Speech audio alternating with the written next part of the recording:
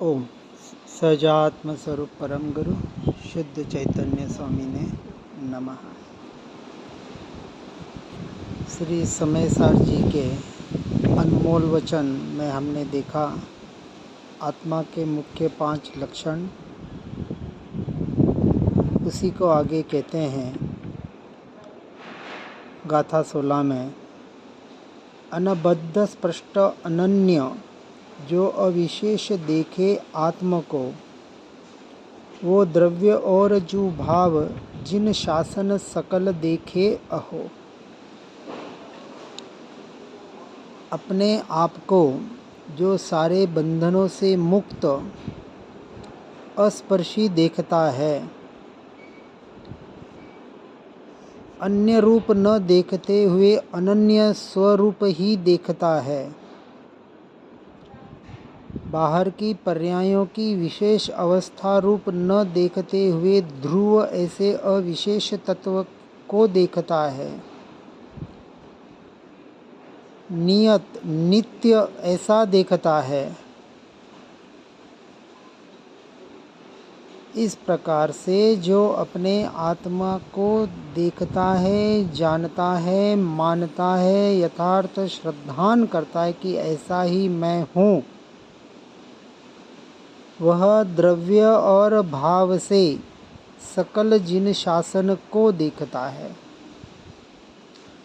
अर्थात सारे जिन शासन का, जिनवाणी का सार एक ही कि परद्रव्य पर भावों से अपने उपयोग को हटाकर स्वद्रव्य और स्वभाव की महिमा लाकर उसका निर्णय कर, उसका श्रद्धान कर, उसमें स्थिरता करने का पुरुषार्थ करना, यही एकमात्र मोक्ष का मार्ग है।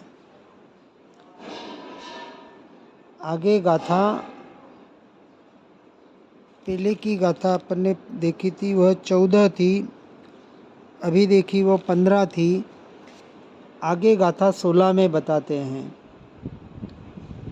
दर्शन सहित नित ज्ञान अरु चारित्र साधु सेविये, पर ये तीनों आत्मा ही केवल जान निश्चय दृष्टि में। ऐसा जीव जो वास्तविक सम्यक दर्शन सहित निरंतर, यानी जब अपनी आत्मा का यथार्थ श्रद्धान होता है, जिसे सम्यक दर्शन कहा कि मैं त्रिकाली ध्रुव तत्व चैतन्य स्वभावी अभेद अखंड एक भगवान आत्मा ही हूँ, अन्यथा मैं कुछ नहीं हूँ, न मेरा एक अणु मात्र भी पर में कुछ है। ऐसे श्रद्धान सहित, सम्यक दर्शन सहित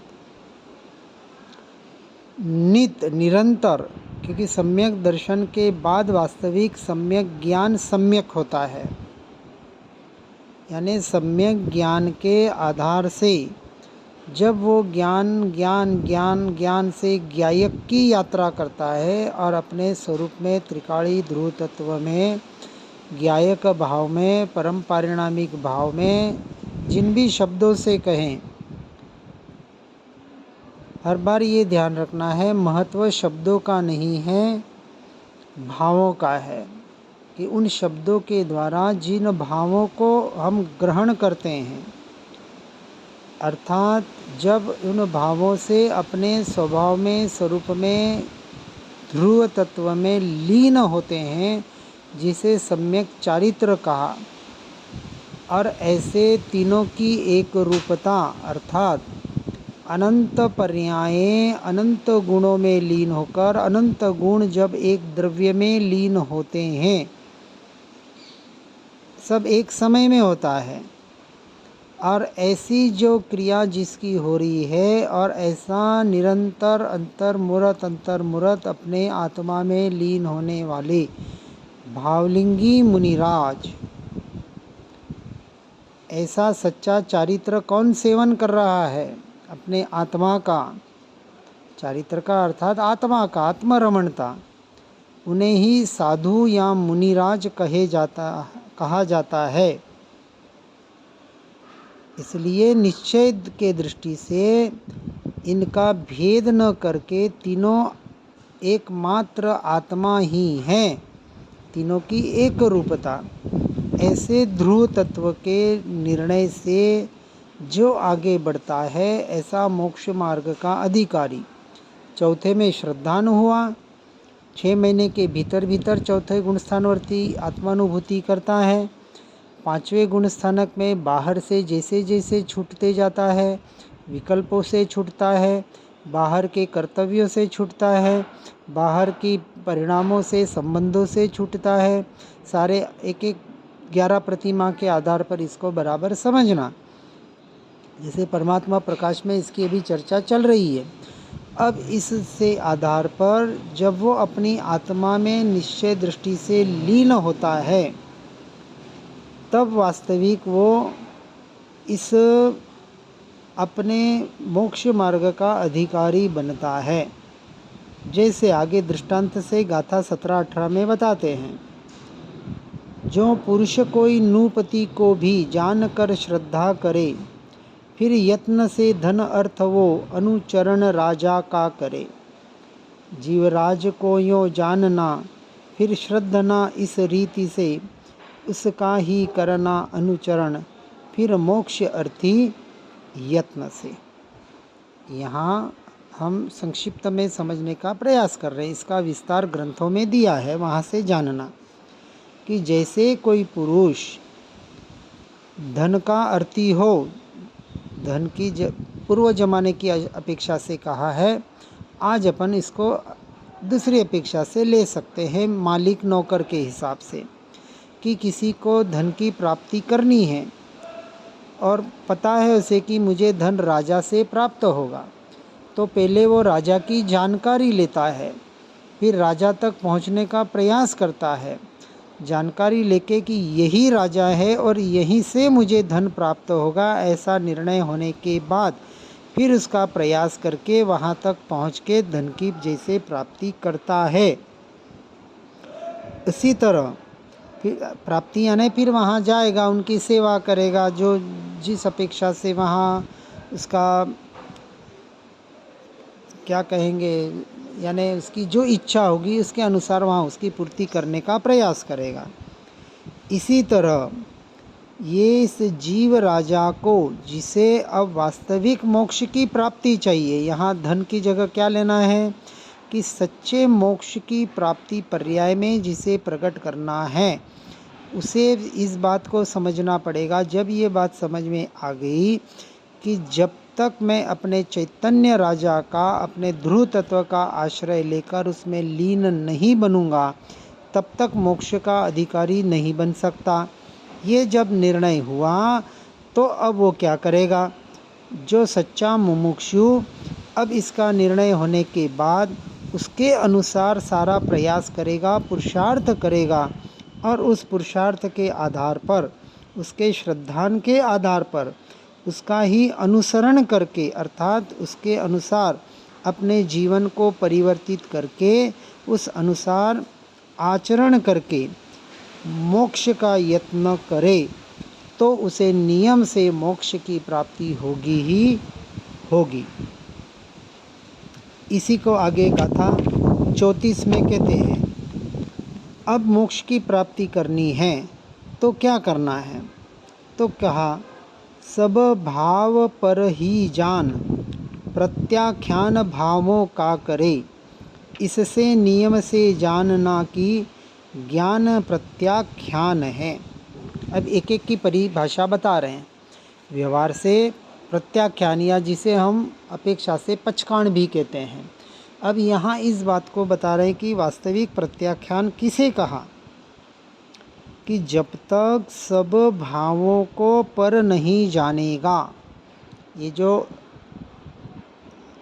श्वेतांबर वालों के संथारा पोरसी का एक दोहा आता है, और ये समय सार जी की ही वास्तविक गाथा है कि शेषा में बाहिरा भावा, क्या कहा, एगो में सासो अप्पा नान दंसण लक्षणा, शेषा में बाहिरा भावा सव्य संजोग लक्षणा।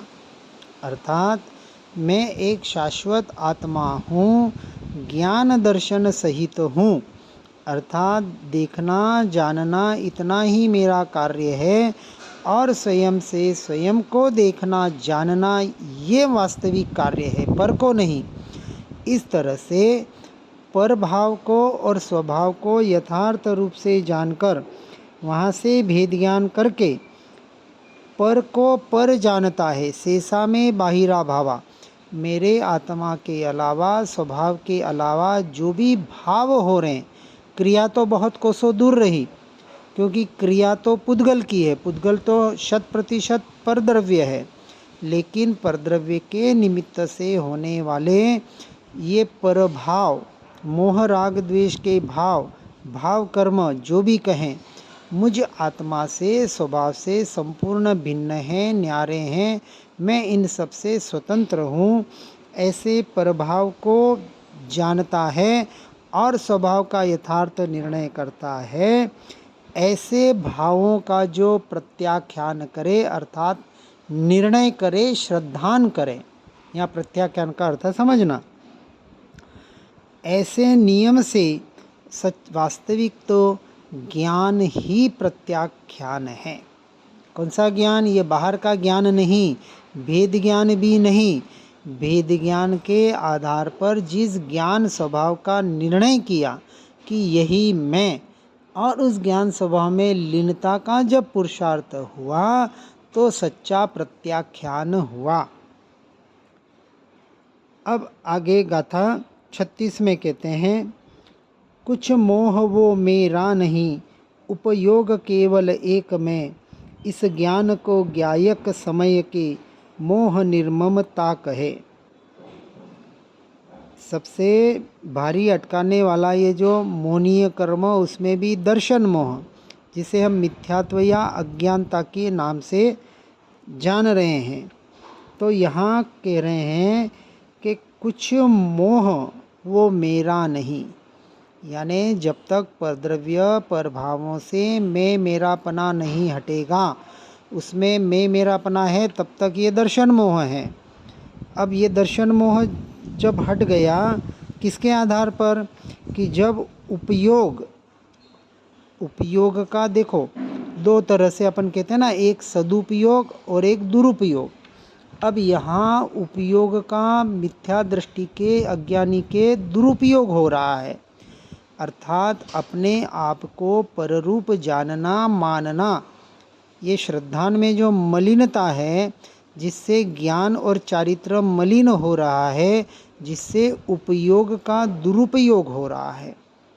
ऐसे जैसे व्यवहार से कहते हैं, उपयोग अर्थात ध्यान जो पर की ओर जा रहा है, उसे अपने स्व की ओर लाना। व्यवहार की अपेक्षा से, निश्चय की अपेक्षा से तो पर में जाता ही नहीं, ये श्रद्धान का विषय है।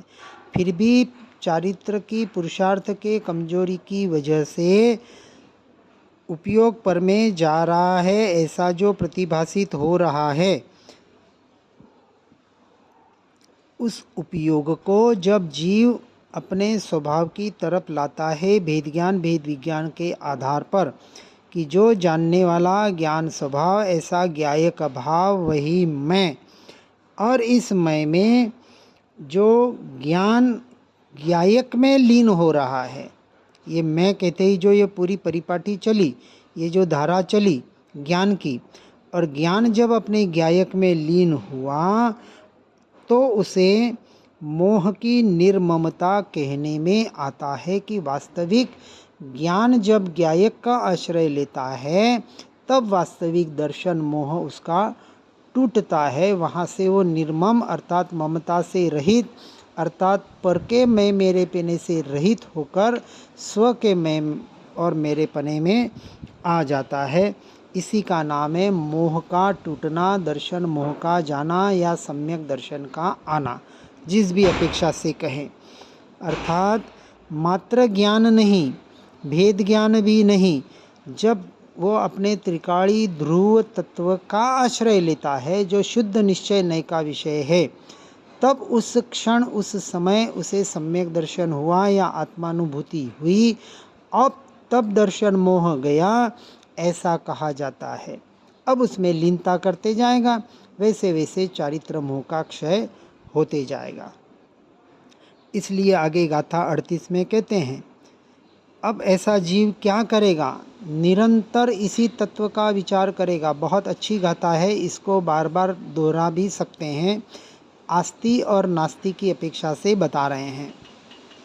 मैं एक शुद्ध सदा रूपी ज्ञान दृग हूँ यथार्थ से, कुछ अन्य वो मेरा तनिक परमाणु मात्र नहीं अरे। तो क्या बताया? पॉजिटिविटी आस्तिक की अपेक्षा से मैं कैसा हूँ? एक हूँ, यानी अभेद अखंड एक द्रव्य हूँ। मुझ में कहीं भी न भेद है, न कहीं भी खंडितपना है, न कुछ भी है। सभी भेदों से, सभी पर्यायों से, सबसे सबको पीकर बैठा हुआ ऐसा अभेद अखंड एक त्रिकाली ध्रुव तत्व। और कैसा? तो सदा शुद्ध और अरूपी, 5 इंद्रियों से और मन से जो जाना नहीं जा सकता, ऐसा जो श्रद्धान का विषय है और जो त्रिकाल शुद्ध है। पर्याय की अशुद्धि के काल में भी जो द्रव्य कभी अशुद्ध हुआ नहीं, पर्याय के परिणमन के काल में भी जो अपरिणामी ही रहा, ऐसा जो अरूपी शुद्ध द्रव्य। और कैसा? ज्ञान दृग यथार्थ से, परमार्थ से, नियम से, निश्चय से, सदा के लिए अपने ज्ञान स्वभाव में ही रहने वाला, ऐसे दृढ़ता जो अपने भीतर से प्रकट करे। ये हुआ आस्तिक की अपेक्षा से। उसे नियम से, पर की अपेक्षा से ये भाव भी वहाँ आता है या होना ही चाहिए, इसका भी श्रद्धान। कौन सा? कि इस पर में, पर द्रव्यों में, पर भावों में मेरा तनिक परमाणु मात्र भी कुछ भी नहीं है। अर्थात नियम से, पर से मैं और मेरापना वहाँ हट जाना ही चाहिए। जब एक परमाणु मात्र भी मैं और मेरा नहीं है, तो उसमें मैं और मेरापना करके अनादिकाल से जो जीव स्वयं को ठग रहा था, वहाँ से अपने आप को छलना बंद करे और अपने स्वरूप और स्वभाव का आश्रय लेकर अपने इस मोक्ष मार्ग में आगे बढ़ने का प्रयास और पुरुषार्थ करे। यही एकमात्र इन सारे सभी शास्त्रों का कहे, सभी सुनने पढ़ने का सार कहें। इस सार को यथार्थ रूप से ग्रहण करके मोक्ष मार्ग में आगे बढ़ने का प्रयास और पुरुषार्थ करना है। सभी जीव इसमें आगे बढ़े, इसी भावना के साथ। ओम नमः सिद्धम। श्री जिनवाणी जिनवर वाणी, जग जीवों को सुखदानी, मोह विनाशक तत्व प्रकाशक, भविक जनों के मन आनी। पूर्ण ज्ञान के महासिंधु से रत्न त्रय के रत्न मिले, ज्ञान भानु का उदय हुआ है, भव्यों के ही कमल खिले। मोह मान अज्ञान तिमिर को ज्ञान किरण से दूर किया, सुनय जगाती कुनय भगाती, स्यादवाद का मार्ग दिया। वस्तु स्वरूप यथार्थ बताया, बतलाया निज आत्म राम। धन्य धन्य जिनवाणी माता, शत शत वंदन सतत प्रणाम, शत शत वंदन सतत प्रणाम।